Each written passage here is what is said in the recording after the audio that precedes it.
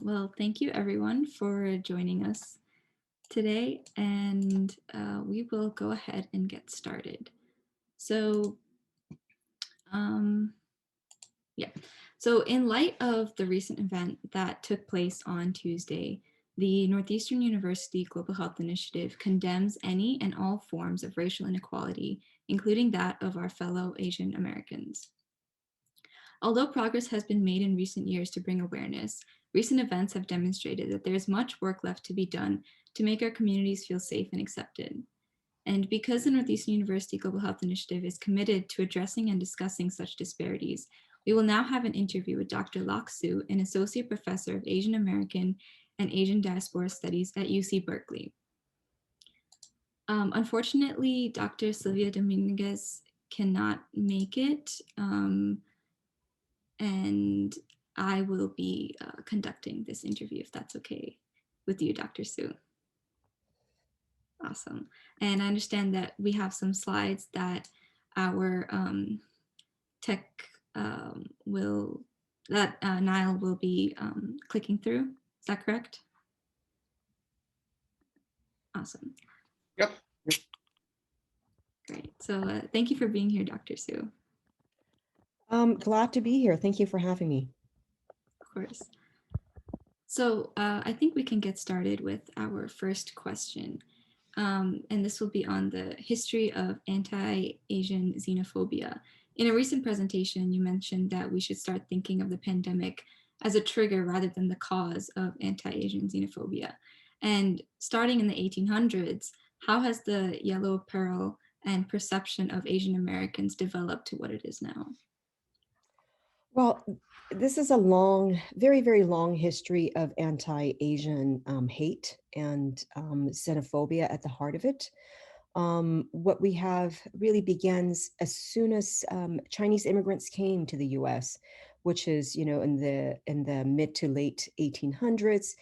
Many of them came as laborers for the railroad, and shortly after the railroad was completed in 1969. And I do want to just point out the coincidence that 1869 was also the time, when the proclamation of emancipation occurred. So there's a moment in which there's a transition, to look for cheap labor. And the Chinese have become that source of cheap labor to come to the U.S. And once, they were used, for the completion of the railroad, they were basically left to fend for themselves. And many of them tried to settle where they were, but, they also were looking for community. So they, went to areas where a lot of the Chinese had congregated. So you have pockets, of Chinese communities all over the U.S. And that's when you begin to see much of the anti-Asian violence beginning because of this. All of a sudden, you have this influx of workers, and you also had an economic moment of depression that was spreading, from the East Coast to the West. And there was a great deal of anxiety that these Chinese workers would take over and become competitors against white laborers. So, from 1870s all the way through 1880s, what you see really are riots, throughout the U.S., right? Riots that led, it was 150 plus riots all over the U.S., and hundreds of Chinese were murdered. Thousands were removed from towns because they were just simply expelled. They didn't want the Chinese there anymore. And Chinatowns were set ablaze, overnight they were gone. And so you had these really, attacks, racially targeted attacks against the Chinese. Xenophobia as an ideology, became consolidated at the end of the 19th century, beginning of the 20th, and it continues, throughout the 20th century and into today. And what we see is a continued sort of violence. Is not just the 1870s, but you also had the major passing of anti-Chinese exclusion acts against the Chinese, beginning in the 1875 onward. against Chinese, and there's Japanese and South Asians, Filipinos, etc. So there were moments in time, where really the policies of legislation were targeted against Asians as a racial group. So this was, you really see how, immigration laws and this particular set of laws were racially motivated. And of course, we remember, the incarceration of Japanese during the World War II, where, large populations, hundreds of thousands of Japanese were removed from the West Coast of California, as well as Canada, as well as, different parts in Latin America, where they were actually put into internment camps for the duration of World War II and a little bit after. So, you will see that, again, they were attacked. There were fears of their being disloyal, as them representing the Japanese government, when in fact, these were women, these were children, these were immigrant men that were working in the agricultural fields and other arenas in the U.S. And you just had a series of those, the McCarthyism, of anti-Chinese that occurred in the 1950s, and of course, post 9/11, when we had attacks against South Asian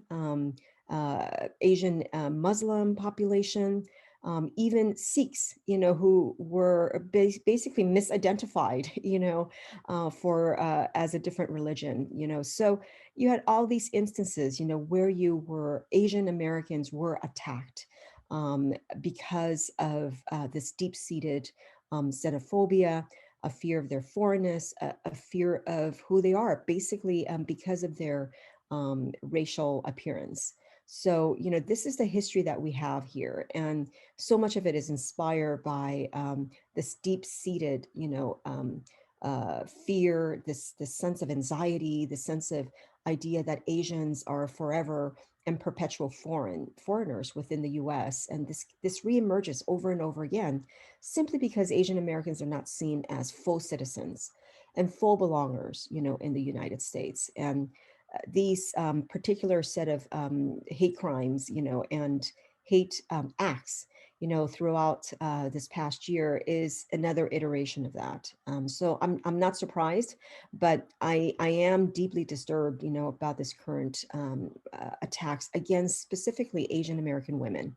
So there are, 20, actually over, I think 68% of the reported cases are reported by women, and you'll see the elderly as part of that too. So again, it's the vulnerable population, for this particular moment, the women and the elderly that are being attacked at this moment. Yeah, absolutely. And I think we do have a question that will go a little bit more deeply into that. But I think it's so interesting that you mentioned the Japanese internment camps, because I feel like even in school, it's something that we kind of just brushed on in our history classes and not really sat down to think that this actually happened in the US and we should be talking about it even more. So I think that is super important to address and advocate for. And moving on to our next question, this has to do with the current pandemic and the scapegoating of Asian Americans throughout. So how does the treatment of Asian Americans compare in the COVID-19 pandemic and previous pandemics that plagued the US, such as smallpox, leprosy, and cholera? Well, what occurred in the late 1800s, in which we see the Chinese being blamed, being seen as the source of the diseases, which of course we know now, which is not true. But back then, I think there was a very different conception of science, very different conception of how diseases were spread, and how, how do they manifest themselves, and you also you had that, you had the rise of public health as well as actually a particular form of, of science and population control, right?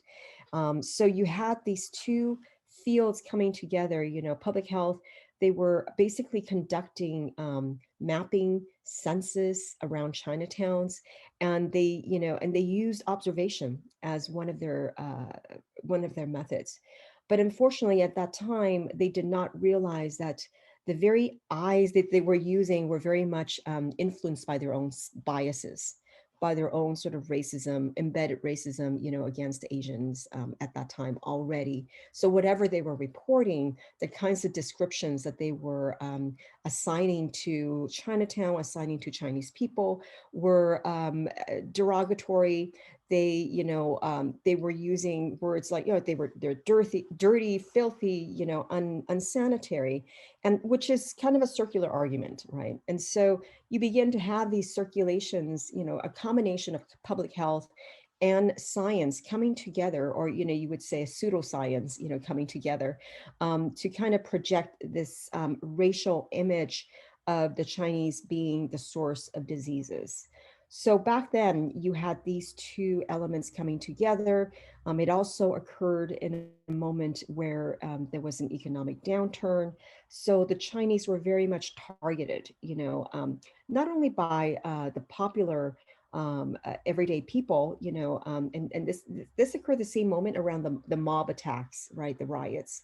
And it's absolutely, I can't help but think that these riots were also reinforced by these images, of Chinese as sources of disease, and so you had the everyday people reacting to it, but you also had the state, that was very keen in perpetuating and producing these images and discourses, under the umbrella of pseudoscience, that the Chinese were sources of disease. Now we, sort of, roll forward, 100 years later, and we have a slightly different scenario. We do have public science, public health nowadays on the side, explaining that the virus is not, the Chinese body, is not the source, of the spread of the virus, or the reason for what is happening here. But we do, we did last year have a former president who was perpetuating, these horrific kind of associations, around the Chinese and the virus, calling it Kung flu, calling it the China virus, the Wuhan virus, what have you. But, through that sort of unadulterated kind of, use of rhetoric, what we're seeing here is now, it's taking up a life of its own. And it's already sparked, and triggered these anti-Asian sentiments and feelings that has long been embedded in our society. And and you make for this volatile situation at this point, where we're a year into the pandemic. People are tired, people are socially isolated, people have lost their families. They continue to feel a sense of precarity and a sense of vulnerability under this system that we're seeing many restaurants and small businesses closing, their laborers who are not being able to find jobs. So you have this sort of cooker pressure situation, a year into the pandemic, and there's no end, to this. So, yes, there are the vaccines, but the socioeconomic system, the social system that we have is continuing onward, right? And people feel, I think, this sense of tremendous hopelessness, and I think the Chinese are kind of being seen as, once again, the problem, the source, and we need to get rid of them, right? We need to, if we eliminate them, then we won't have this issue, right? So there's again the sense of us and them mentality, the sense of us, U.S. citizens versus them as foreigners, and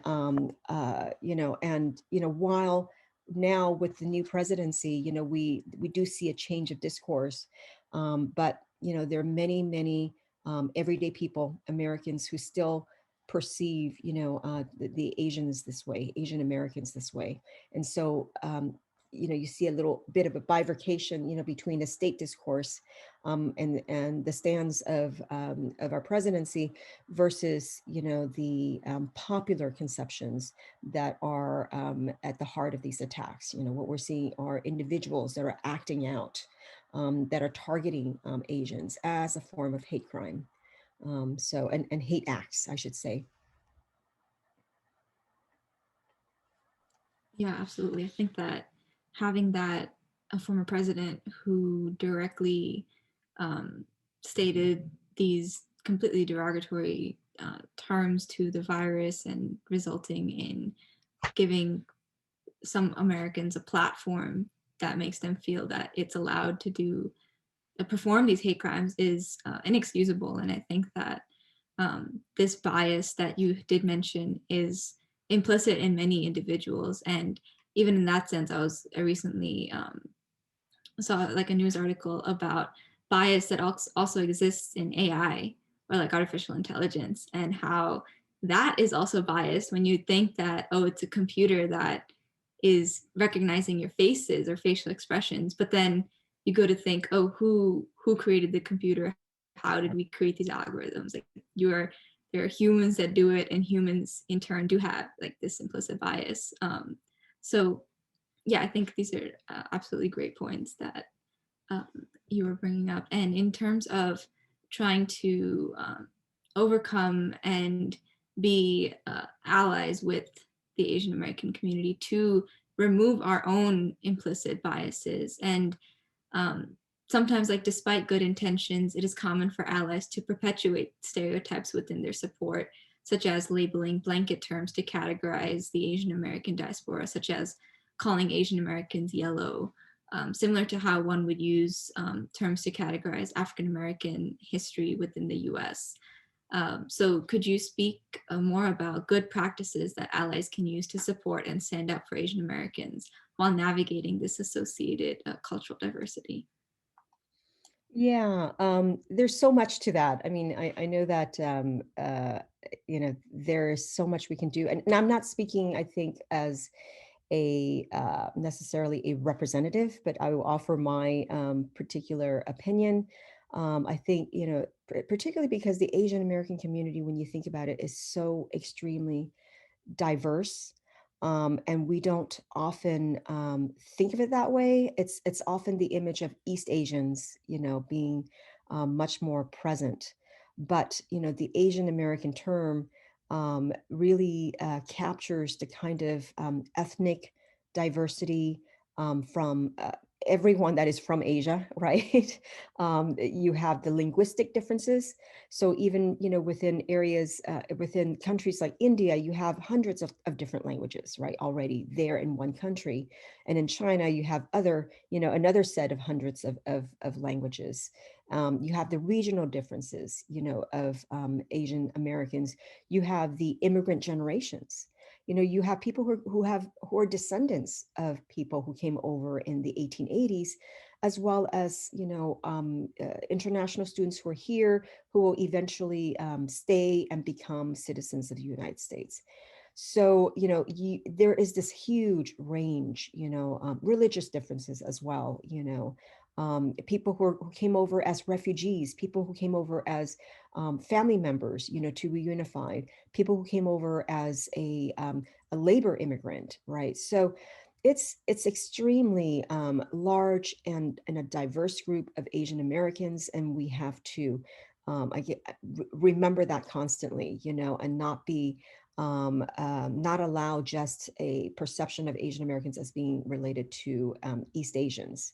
And I think there is, when you look at the immigration, it reflects that, that change in demography, of course, within the Asian American population. But that's the first and foremost thing I think that everyone should recognize, that there's great diversity in our community, and even ideologically. I think that we're in the full spectrum, of Democrats, Republicans, and all, even more radical than that and even more conservative than that. So I think it's a big swath, of differences that we're working with in the Asian American community. I think it's important to know that Asian Americans do experience racism. I think there's a real hesitation in popular media, in news media, and in everything else, and sort of saying and talking about it's anti-Asian racism, that is occurring, right? It's not just isolated forms of discrimination or isolated forms of violent attacks, and it is rooted, in the ideas, but it's also systematically sort of embedded in our structures to reproduce the sense of the ideas and feelings and affect, of racism against Asian Americans. And we see that, executed through law, right? All the exclusion acts, all the Asian Americans, we were segregated, at one point as well, along with African American populations and other people of color. We were not allowed to enter into certain fields. There was a huge fight, among within the Asian American community to be able to allow Asian Americans to enter into the police force, for instance. It was not open, to us, along with other informal forms of exclusion, into the professional fields. It's not until really quite recently, I would say post 60s, 70s, when you began to see Asian Americans being allowed, into different forms of professions. So even at these basic levels, you see the kind of discrimination.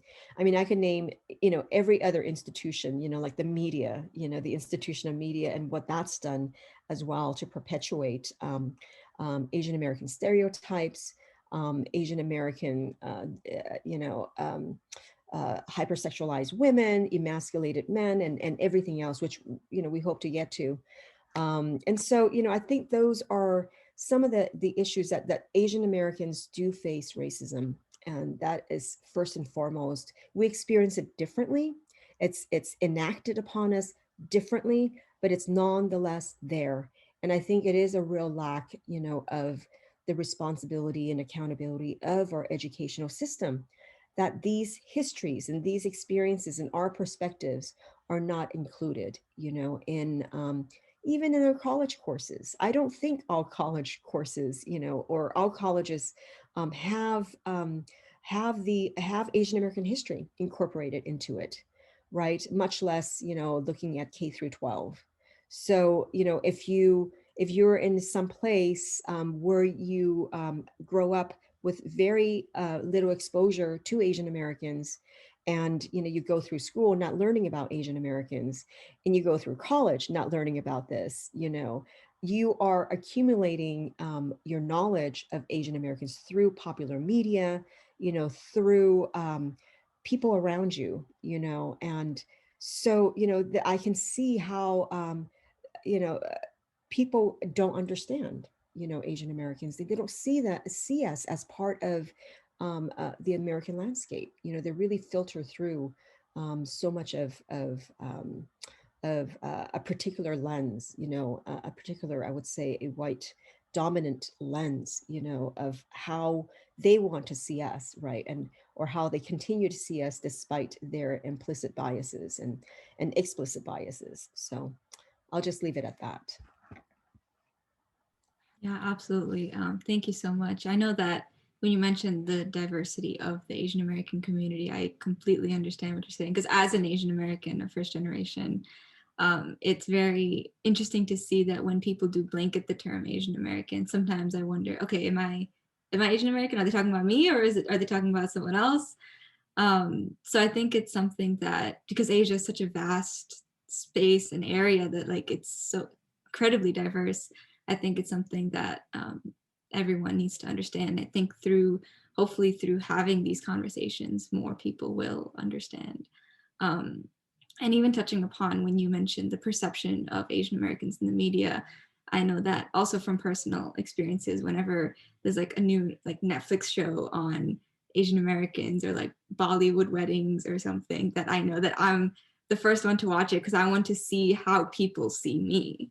Mhm. And I think that is so interesting. And going on to kind of skipping ahead to talk a little bit more about the media.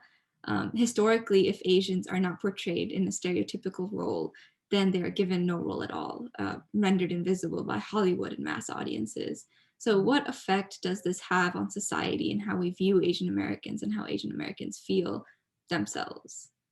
Yes. Yeah, this in there's been just so many, images that I could reference back to. And of course, we're in a different moment. You do see a process, right, of changes in Asian American portrayals. And there continues to be, I think, uh, a great deal of a sense of um, fear, a sense of anxieties, a sense of loathing and hate, mixed with, desires and admiration, right, for Asian Americans. And we see this unevenly manifested, over time, with the images that are being put out by major filmmaking industries, right, in Hollywood and whatnot. It's changing, but I think so many of the images already exist and are embedded in our minds, that with the new ones we add on to them, which is great. Some of them are actually quite um, quite they're produced by Asian Americans, so there's a different kind of perspective, and portrayal of Asian Americans. But these very long lasting ideas of emasculated Asian men really go back, to the way in which Chinese immigrants in the 19th century were portrayed. With you'll see that in a lot of the older images of these men, they have these queues, right? This long braid in the back of their head, and I don't think that people understand, what that cue is, or what the meaning of that, the political meaning of that cue is basically a, something you wear to identify yourself as a subject of the Chinese dynasty at that time, the Chinese Empire, the Qing dynasty, in the 1800s. And if they remove their cues, they cannot return to China. So, and I think that sometimes the misrepresentation of the Q as being a feminized, an effeminate form or display of Asian men, and the fact that back then they were the only jobs that were open to them after the construction of the railroad were very much feminized jobs, So they're the laundries, they're the cooks, and they are the domestic workers. So there's that gendered labor system that they entered into. And I think those, you begin to, you have discourses around these Asian men as being effeminate. And it's also at a time where after 1875, there was an exclusion of Asian women coming into the US as well, and so you had very few Asian women, large populations of Asian men who have been here. You had the anti-miscegenation laws that prevented Chinese men from marrying other racial groups, especially white women, and that was the main fear.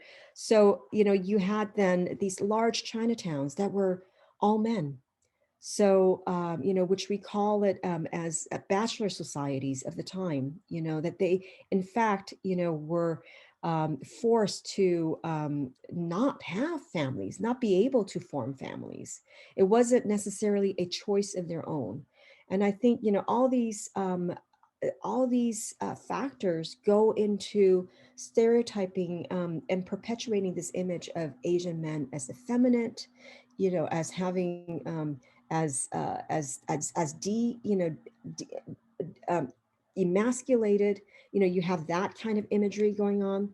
But then you also have, at the turn of the century, these images of the Fu Manchu, right, which is a fictional character, which is, around this crazy, evil genius that is going to take over the world, with drawing on the large populations of Asia, as his minions, right? So you had these were global fictions, like if we think of the Harry Potter series, think of the Fu Manchu series, back then, they were these like detective stories, that were globally distributed, and then they became films, they became embedded, in other Hollywood stories and things like that. So you have these two perceptions of Asian men, that have always been very deep seated, and you see these manifested in even contemporary films. When you have Asian criminals, these sort of international networks, of evil Asians, and you have images like the 16 Candle, is what I remember best, where you have the foreign Asian student, but that was a very typical display of, Asian men as being awkward, as being, culturally not in tune, and feminine, and just not knowing the right cues. They did not embody the right kind of masculinity. On the side of women, you had equally damaging images, that were, on the one hand, hypersexualized. On the other hand, they were seen as, dragon ladies, right? The equivalent of the sort of Fu Manchu, but in a woman, in a female form. And then more recently, we have the emergence of the tiger mom, right? So we laugh about it, but it's very much, those are the limited images that we have that represent Asian women, and the one that's, the hypersexualized Asian women image, I think, is particularly harmful.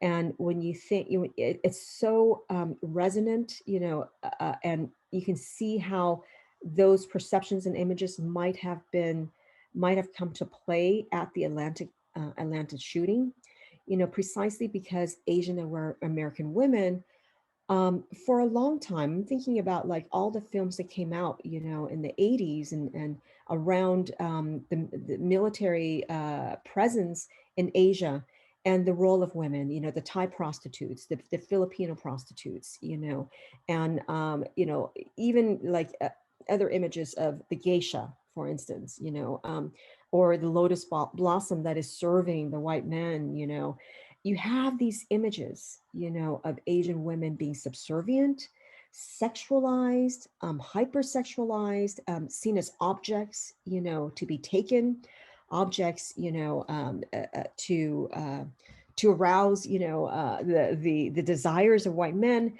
and whatnot. And so that's embedded, in the American psyche, whether we like it or not. Those images have a very forceful place, in shaping the way we see other people, right? As you mentioned, that those are the filters, again, if you have never had alternative histories of Asian Americans, taught, or you have never seen alternative images, of Asian American women, those are what you see, those are what come to shape your understanding when you meet somebody, right? When you see someone, whether it is true or not, it is your projections, of them. And I do think that that has had a detrimental effect, for Asian American women, especially as we see unfolding in Atlanta, with the shootings.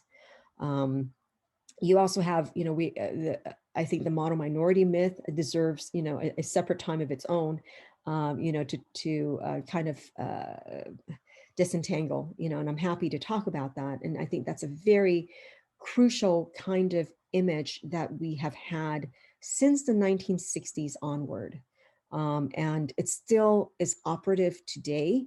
It is so embedded that we no longer associate that the our understanding of Asian Americans from that particular stereotype, and that myth.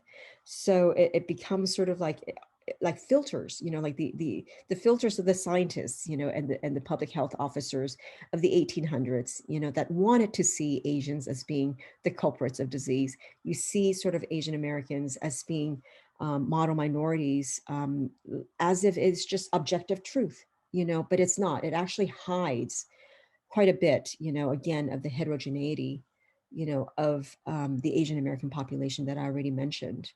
But there's also something very insidious that's operating in the model minority stereotype, and it's worth remembering that the moment in which it came up, when it rose to popular attention and written in sort of academic writing, was in the late 1960s, during the height of the civil rights and social movements era of the time.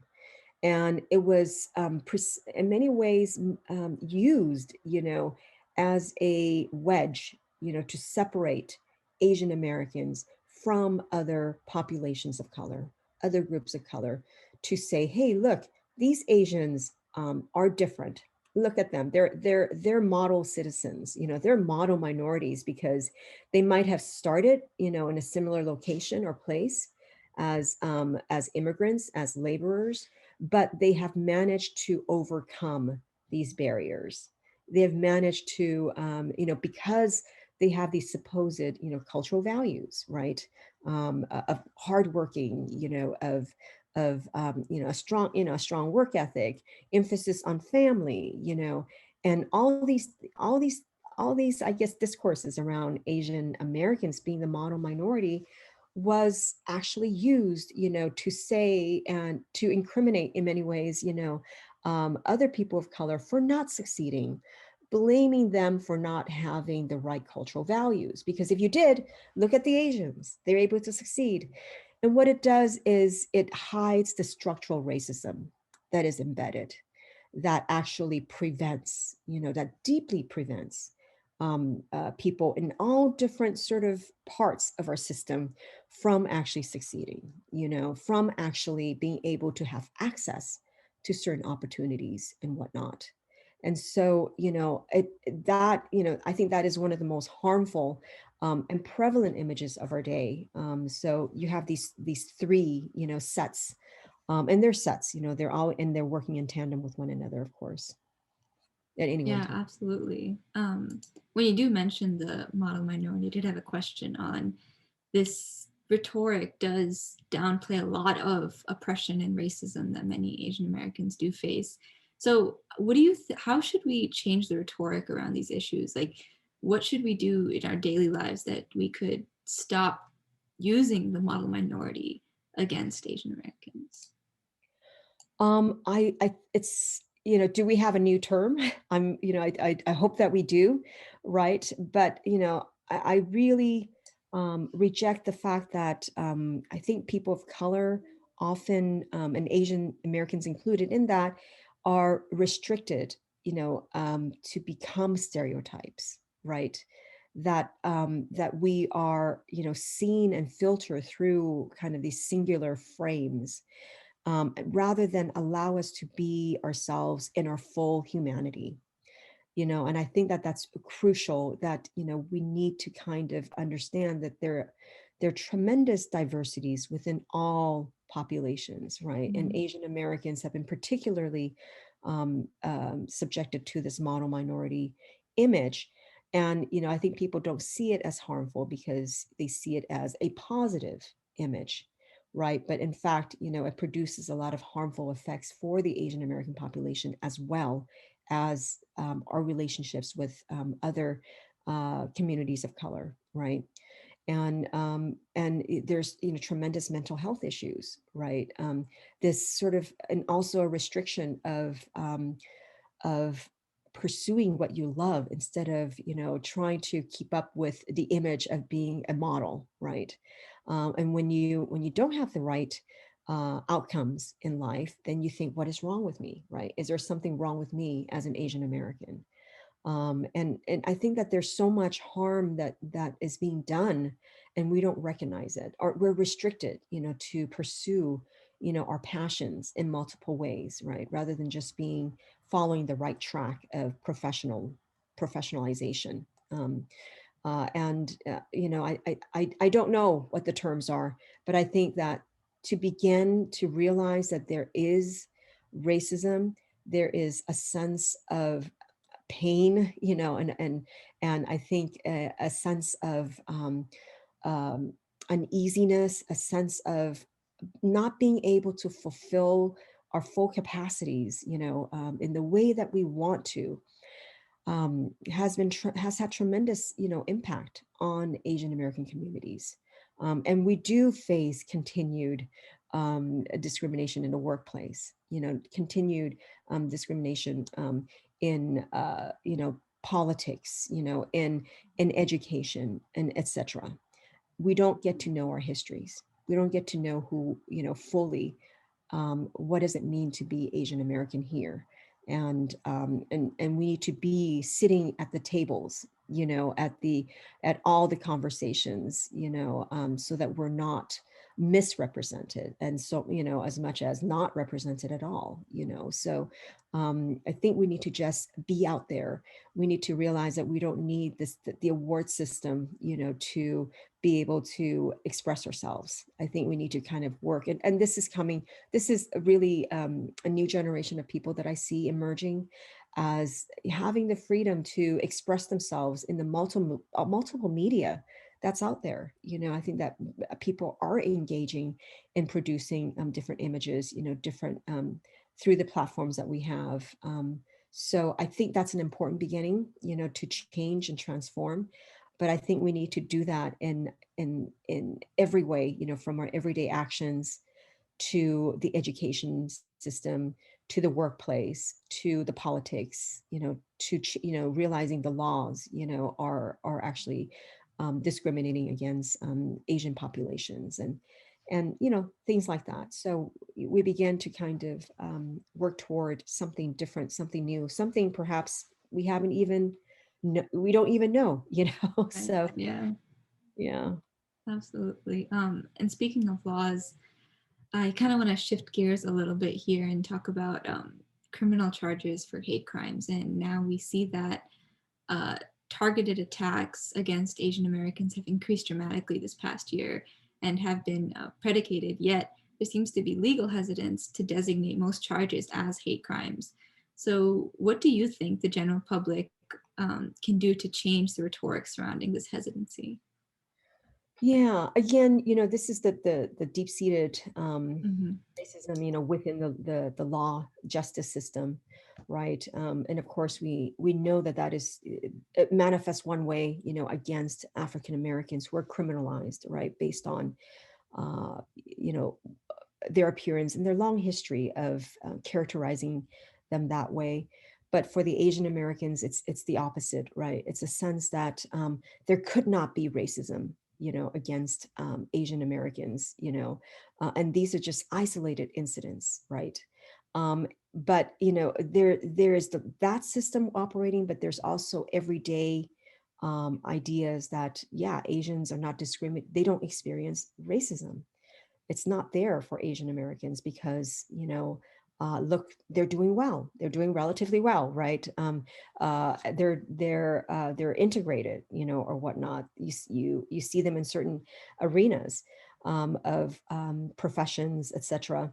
But I think the resistance around seeing this hate crimes and violence, hate violence acts against Asian Americans, and you're talking about a whole range, right, of insults, harassment, to outright physical assault, to people being stabbed, to mass shootings, right? I mean, this is a whole range, and the denial of this, the racism against Asians really is so deep, and ingrained in people, in our society, that they don't register these yet, as racist acts.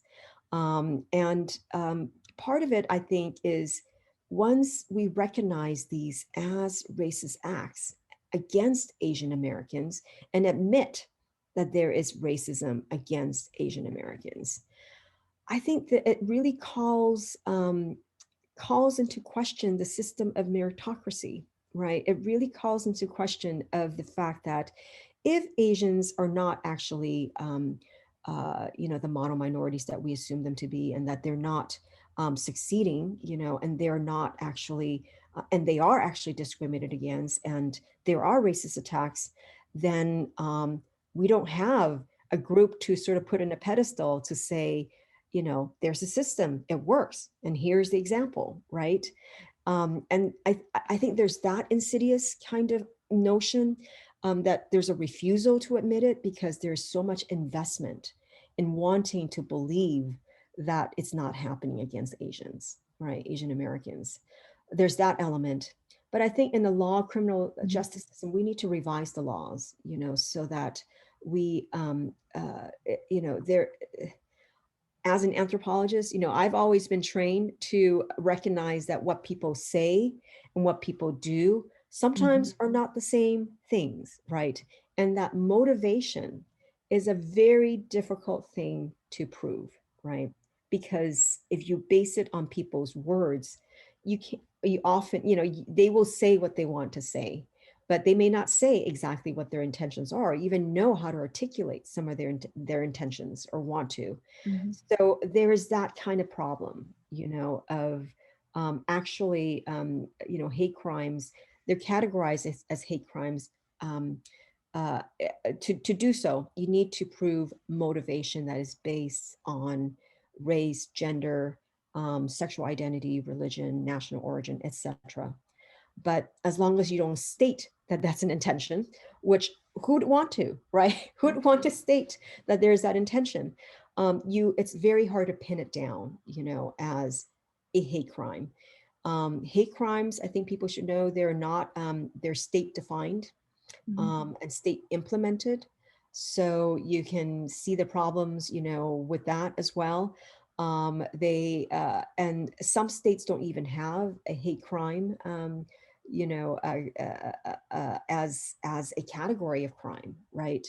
Um, and um, and also hate crimes, it comes with an additional penalty to whatever crime that you've committed. So again, if people know that, why would they admit to it, right? How would you go and find this motivation if they don't outright say it?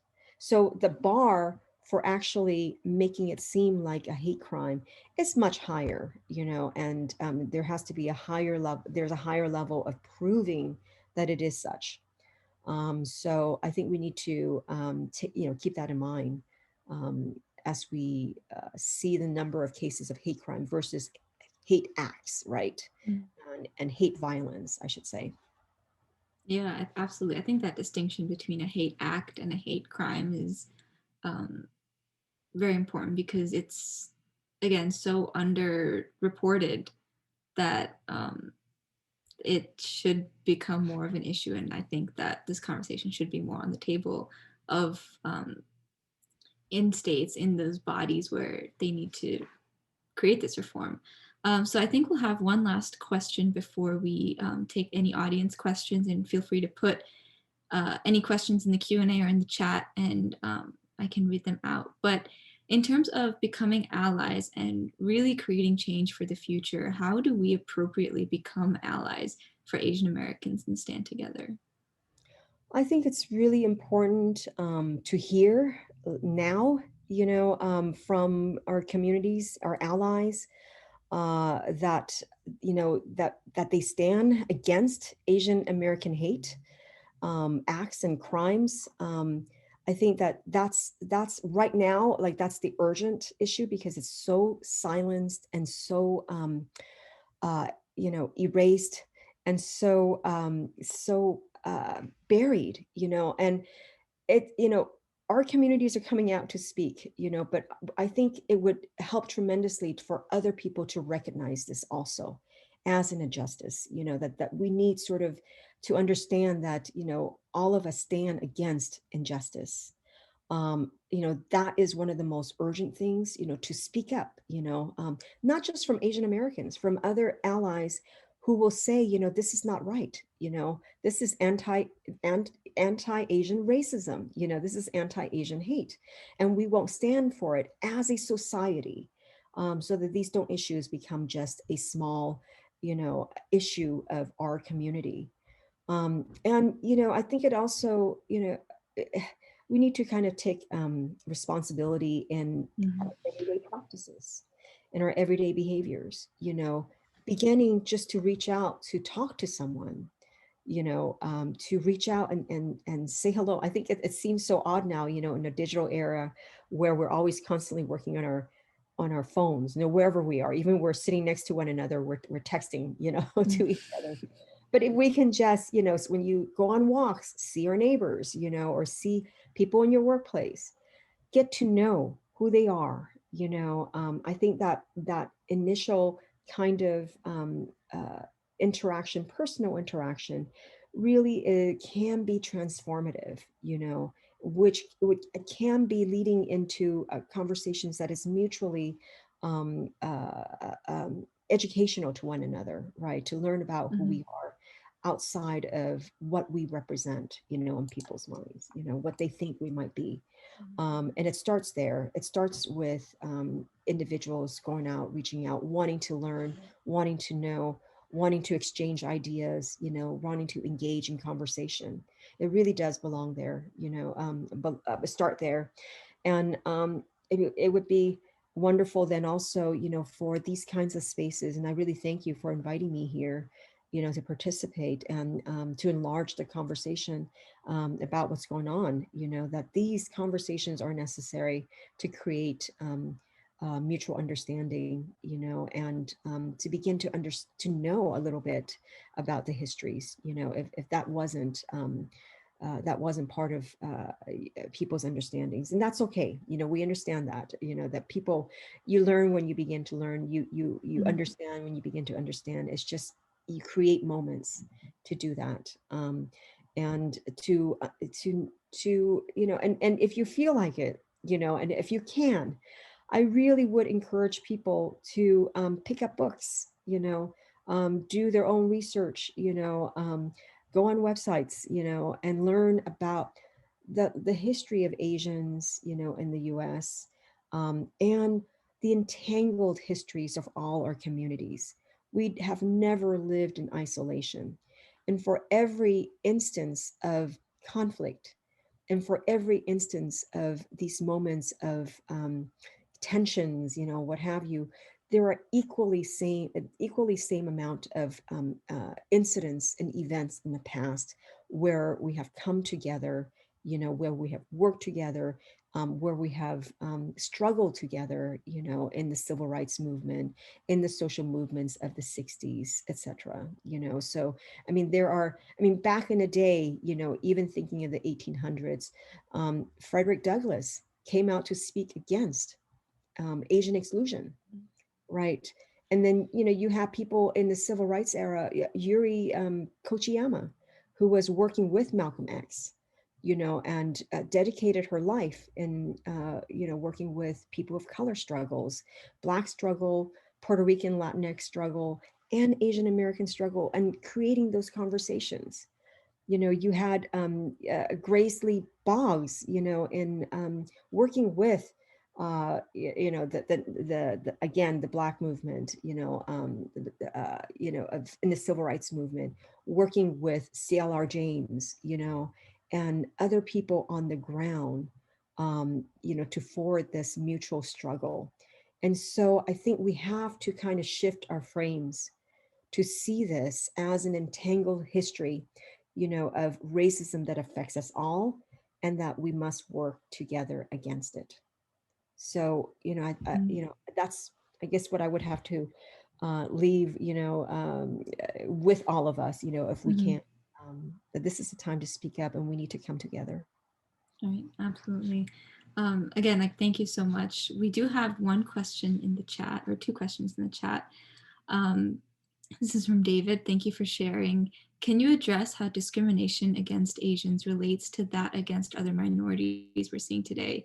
For example, how the model minority myth is used to downplay racism across the board. And I think we did touch upon this. Um, but maybe again, reiterating. Sure. The image again of Asian Americans as being the model, it places the blame, on the very victims, right, of Mhm. racism. And, in fact, they're saying that, well, if Asians can succeed, why can't you succeed? And why do you not, if you just have the right values, right? It goes back to like this sense of if you just adopt the cultural values, you would be able to succeed too. But the reality is, that there are structures working against access, against being able to succeed. Asian Americans are still subjected, to those, but it's been hidden by this model minority stereotype too. So the harm kind of works both ways, right? That and it works against Asian Americans by hiding the very systems that hinder and that subject them to a kind of foreignization, a sense of not belonging, and a sense of not being able to be leaders, right? I mean, like if you look around, so much of the corporate and or even law and education and all the industries, there are so few Asians represented. Many more of them are in the service kind of arena. Mhm. I can't tell you how many times that people, when they first see me, they think of me as a service worker, right? Even on campus. And there's a sense that, a perception that Asian Americans cannot be leaders, and Mhm. cannot be outspoken, that cannot hold these positions, are problematic for Asian Americans. But it is also equally so because it falsely tells people that Asians are succeeding and that they're able to succeed because they have all the right qualities. And Mhm. and that is used to hide the structural embedded kind of aspects that are keeping our communities from working together and Mhm. from accessing opportunities for all of us, and having the ability to have to change our life chances right in the Right. world. Yeah. So I think that's really crucial. Absolutely. I think we can squeeze in one more question. So, should changing the narrative be the means or the goal of addressing racism? In light of Black Lives Matter, there's so many stories of how organizations claim to enact change but push back as soon as it touches on their comfort zone. Are words enough to communicate the lived experience and history of minorities? It is not enough. It is not enough. I think it is a beginning, right? I think those, all these, the words, the narratives, the images, those are important to changing the minds and hearts of people. But if you want real change to be sustained, those narratives have to continue. But we need to change the very system, that we're in. We have to change the ways in which law enforcement occurs, right? There's a great deal of effort to rethink, what is justice, what is safety, what are other possibilities, what are other models, that we can use instead of what we know today, as working in the justice system, which is really a carceral system, right? And there's a lot that has been written around that. Angela Davis have been working on this issue for, gosh, 20, 30 years, and you have, the systems of education, the fact that our histories are not taught in the history books, or if we do, we're little blips, what I mean, or just one narrative, just one week, or whatnot. That's not fair. We are part of the Asian American, or we're part of the American society and American history. And we need to get our histories out there as being thoroughly imbricated, in our society, right? Not just, oh, all of a sudden they're here, in Mhm. 2011, Yeah. or 2021, or 2030, later on, Mhm. but that we have been here for a long time, and we have been part of this society, and we have been, you know, part of this history. And it starts with changing the educational curriculum, right? Mhm. Let's have that be visible. Let's have that be, issues and concerns and topics that we can talk about, and not just wait for one class that you might be able to take in college, and that's also we need to change. In the college, environment, we need to have more courses. If we're not able to reach people in K through 12, which God, I hope that doesn't happen, we need to do it, in higher education. And it's even more important because that's where educators are trained, right? That's where Right. lawyers are trained. That's where leaders are trained, and they need to understand, that we are a society that is shaped by all these systems and structures, and we have to change the ideas, and ideologies, around who we are. So Absolutely. Well, thank you so much, Dr. Sue, and really thank you for agreeing to speak on such short notice. I know I sent you like an email on Friday, so we really appreciate you coming here today, and we do hope to stay in touch. thank you. Thank you so much. And have a wonderful conference. This is really much needed. So thank you. Thank you.